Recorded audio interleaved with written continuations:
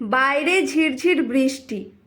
ডিনারটা সেরে পম্পি এসে ধপ করে শুয়ে পড়ল খাটটাতে। বড্ড খাওয়া হয়ে গেছে আজ। 2-3 দিন পর পর বাড়ি ফিরে এসে মায়ের হাতের গরম ভাত আর পাতলা মাছের ঝোল। উফ, মন ভালো হয়ে যায় পম্পির। মা অনেক বলে মাংস করবে, কিন্তু ইচ্ছে করে না। কাজের জায়গায় চটজলদি খাওয়া মানেই অর্ডার করা খাবার, আর অর্ডার মানেই মাংস, ফ্রাইড রাইস, রুটি। অরুচি ধরে গেছে যেন। শুয়ে শুয়ে কিছুক্ষণ মুখে লেগে থাকা ইলিশ মাছের গন্ধটা উপভোগ করছে পম্পি। তারপর এক পায়ের ওপর আরেক পা উঠিয়ে দিয়ে কানে হেডফোনটা গুঁজে দিল। চালিয়ে দিল একটা ওয়েব সিরিজ। মাথার ওপর এসি, নরম গদি আর কানে ওয়েব সিরিজ, একেবারে স্বর্গসুখ। চোখ বুজে আসছে পম্পির, কিন্তু ঘুমাবার উপায় নেই। চোখের সামনে তখন টান টান উত্তেজনা। মেয়েটাকে খুন করল কে? অনেককেই সন্দেহ হচ্ছে বয়ফ্রেন্ড কি, নাকি ওই দুধওয়ালা। মাছওয়ালাকেও সন্দেহ হচ্ছে। পম্পি, এই পম্পি, ঘরে জল নিয়েছিস? নমিতার গলা পেয়ে কোনো রকমে বিছানা থেকে মাথাটা তুলে পম্পি বলল, না মা, একটু দিয়ে যাও না প্লিজ।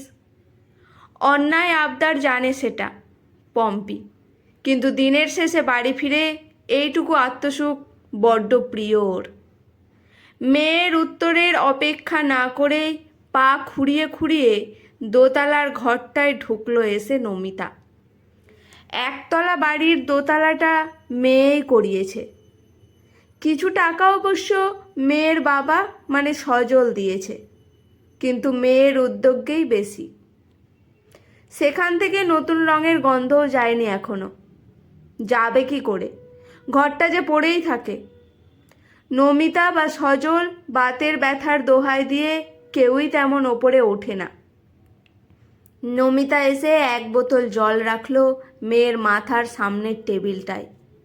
তারপর পর্দাগুলো টেনে দিল ভালো করে, যাতে ভোরের কড়া আলো মেয়েটার ঘুম না ভাঙাতে পারে। একটু ঘুমোক, আবার তো পরশু ভোরেই চলে যাবে। 1-1.5 দিনের জন্য আসে, এতেই শান্তি পায় নমিতা। মেয়ের জামাগুলো ব্যাগ থেকে বের করে নিল, ওয়াশিং মেশিনে দিতে হবে।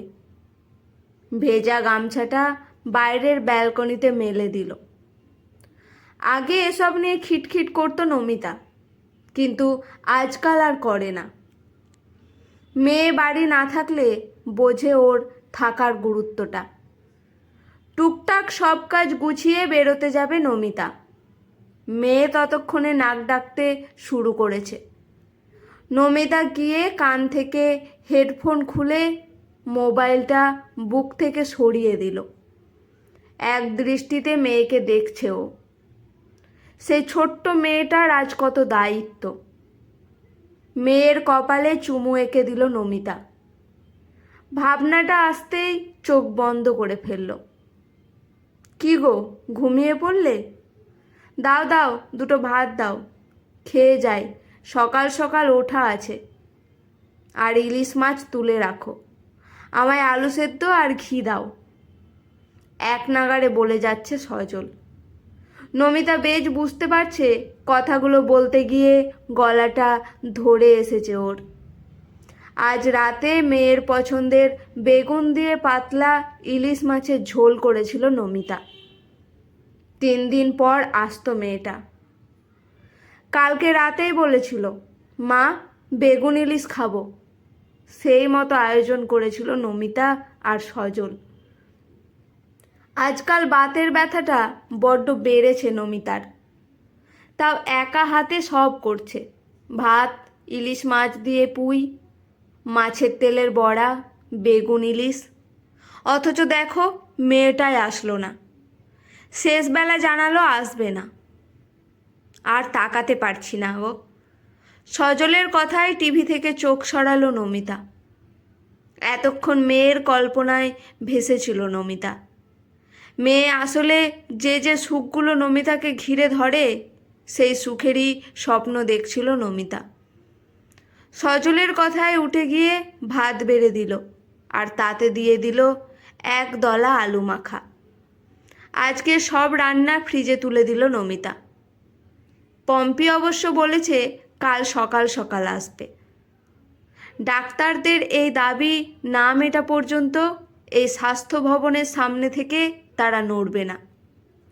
টিভির পর্দা থেকে কথাটা কানে আসতেই সজল নমিতা একসাথে তাকালো। স্ক্রিন জুড়ে উত্তেজনা, একটাই আওয়াজ কানে ভাসছে, জাস্টিস ফর আরজি কর। সেখান থেকেই লাইভ দেখাচ্ছে টিভিতে। রাত্রি 10:30, ঠিক ঠিক করছে ভিড়। ওই ভিড়েই আছে ওদের মেয়ে পম্পি। ছোট থেকেই চৌখোস এ মেয়ের, স্বপ্ন দেখত স্পেসে যাবে।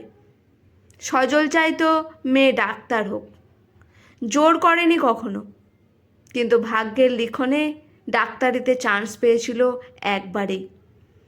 আত্মীয় স্বজন সবাই প্রশংসায় পঞ্চমুখ, বলতো মানুষের মতো মানুষ হয়েছে মেয়ে।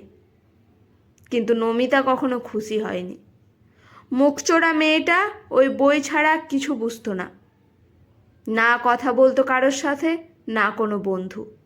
খুব কষ্ট করে মেয়ে মানুষ করেছে বাবা মা, কোনোদিন অতিরিক্ত খরচ করেনি নিজেরা। শুধু চেয়েছিল মানুষের মতো মানুষ হোক মেয়েটা। সদ্য ঢোকানো মাছটা বের করে আনলো নমিতা। একটা পেটি বের করে সজলের পাতে দিয়ে দিল নমিতা। আরে কি করছো, ওটা রাখো, কাল এসে খাবে ও। সজল বাধা দিলে হাতের ওপর দিয়ে থালায় দিল নমিতা, সাথে 2 পিস বেগুন। এই বেগুন ইলিশ সজলেরও বড্ড প্রিয়। তোমার মেয়ে তো কালও আসবে না, দেখছো না টিভিতে? কথাটা শেষ হওয়ার আগেই টেবিলের পাশে রাখা সজলের ফোনটা বেজে উঠল। নাম জলজল করছে পম্পি। তাড়াতাড়ি এঁঠো হাতটা ধুয়ে এসে ফোনটা তুলে হ্যালো বলতেই পম্পি ঝরঝরে করে বলল, মা খেয়েছো মা? পৃথিবীর যে প্রান্তে থাকুক এই প্রশ্নটা করবেই এই সময়। বুকটা হু হু করে উঠল নমিতার। বলে নমিতা বলল, তুই কিছু খেয়েছিস? বলতেই পম্পি বলল, মা ভালো মানুষ ফুরিয়ে যায়নি মা, আশপাশ থেকে চা জল মুড়ি এসে এসে দিয়ে যাচ্ছে সব। একজন ঠাম্মি ফ্যান ভাত আর আলু সেদ্ধ দিয়ে গেল, খুব অল্প, ওটাই আমরা কয়েকজন ভাগ করে নেব। ফ্যান ভাত? বিড়বিড় করল নমিতা। পাতে ইলিশ মাছ নিয়ে নাড়াচাড়া করছে সজল। মা ইমোশনাল হয়েও না, বরং প্রার্থনা করো তিলোত্তমা যেন বিচার পায়। মা আমরা আজ রাস্তায় নেমেছি শুধু আমাদের বন্ধুটার জন্য। তুমি তো চিনতে মা ওকে, কতবার এসে বলতো, কাকিমা তোমার হাতের ডিমের ঝোল আর ভাত খেতে এলাম। আর কথা বলতে পারল না নমিতা। ফোনটা দিয়ে দিল সজলকে। একসাথে পড়াশোনা করেছে মেয়েগুলো। 2-3 জনই বন্ধু ছিল পম্পির, তার মধ্যে ওই তিলোত্তমা। যখন ঘটনাটা শুনল নমিতা পা কেঁপে উঠেছিল। রাগে দুঃখে চোখ থেকে জল থামছিল না। কি কষ্ট করে ছেলে মেয়ে মানুষ করেন বাবা মা, তার পরিণতি এই। আশপাশ থেকে সহৃদয় ব্যক্তিরা আসছেন, খাবার জল দিয়ে সাহায্য করছেন ডাক্তারদের। এভাবেও প্রতিবাদ করা যায়। খবরে দেখেছে নমিতা কত কত ছেলে মেয়ে বাড়িঘর ভুলে ওখানে বসে আছে। ওদের বাড়িতেও তো নমিতা আছে, সজল আছে। নমিতা সজল যদি ভেঙে পড়ে, পম্পিরা সাহস কি করে পাবে লড়াইটা চালানোর? নমিতা চেয়েছিল ওর মেয়ে মানুষ হোক, ডাক্তার হলো, ভালো রেজাল্ট করলো, সবাই ধরে নিল মেয়ে ভালো মানুষ হয়েছে। কিন্তু আজ মনে মান হুঁশ দুটোই এসে গেছে পম্পির। ভাবনাটা আসতেই শান্তি লাগছে নমিতার, গর্ব হচ্ছে। তাকিয়ে দেখলো সজল ভাত কাটছে, মাছটা পাশে সরিয়ে রেখে। কি গো, খাও, মাছ দিয়ে মেখে ভাত খাও, এই সুখেই মাছটা খাও যে মেয়েটা তোমার মানুষের মতো মানুষ হয়েছে। বলতে বলতেই নিজের ভাত আর মাছ নিয়ে বসে পড়ল নমিতা। মেয়ের প্রিয় মাছ দিয়ে ভাত খাচ্ছে মা বাবা, হবে নাই বা কেন? মুহূর্তকে দুঃখের দৃষ্টিকোণ দিয়ে না দেখে আনন্দ দিয়ে দেখা উচিত। ভাবনাটা তো একরকম হতে পারে। আজ ওরা নিজেদের একজন মানুষের বাবা মা হিসেবে চিনতে পারল, আর সেই আনন্দেই মেয়ের পছন্দের মাছ দিয়ে ভাত খাচ্ছে। একটা সময় এরাই নিজেদের পছন্দ উজাড় করে দিয়েছিল। মেয়ের পাতে একটা ডিম অর্ধেক করে নিয়ে গোটা ডিম দিয়েছিল মেয়েকে। স্বপ্ন ছিল মেয়ে মানুষের মতো মানুষ হলে ওনারাও পাত পেরে খাবে। আজ তো সফল হয়েছে দিনটা।